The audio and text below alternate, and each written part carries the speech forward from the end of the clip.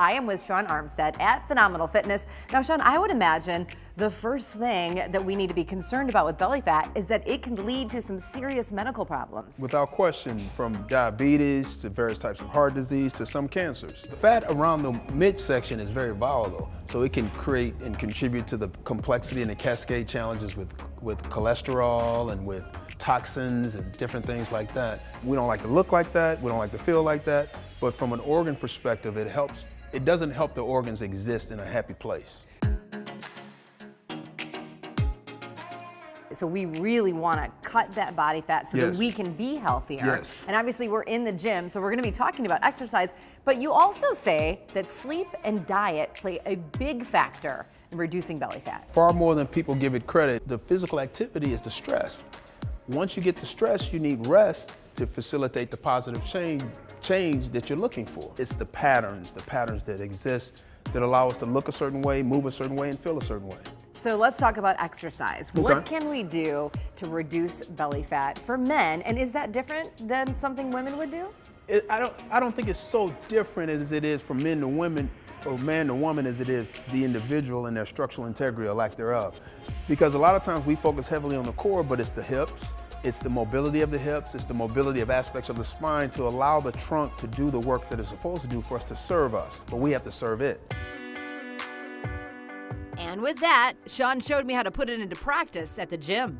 Okay, Sean, some exercises that we can do to help reduce belly fat. Yes. We're starting on the ground. The big one is the plank progression because it's about stability, it's about strength. So you want to rotate the pelvis under, which allows me to activate and involve my glutes a lot more and very important key aspects of my core. And then you crunch down. And that creates a nice solid connection between the key hip muscles or backside glutes and then the front abdominal wall. And it's much more effective. Oh yeah, I can feel it. So then from there, you have variations to involve aspects of your hips. We pulled on some resistance bands for Sean's second exercise.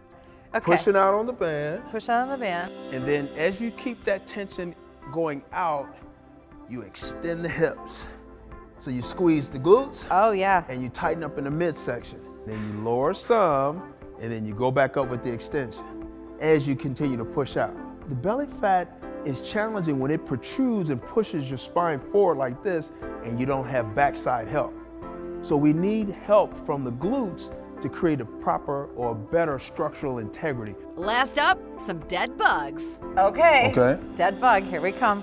So I curl up, I support my head to reduce the involvement of my neck muscles. This dead bug is a plank in and of itself. Then I add more work this way. Now, it's more difficult when you do both legs, but the key is you have to be able to keep your low back on the bench. So Sean, I think the biggest takeaways is really the lifestyle of living with good sleep habits, a good diet, exercise, and stress management. Without question. Stuff dreams are made of. I love it. Thank you so much. Great information. My pleasure, Jane. For more motivation to move and another exercise from Sean, just head to our website, livinghealthytv.com.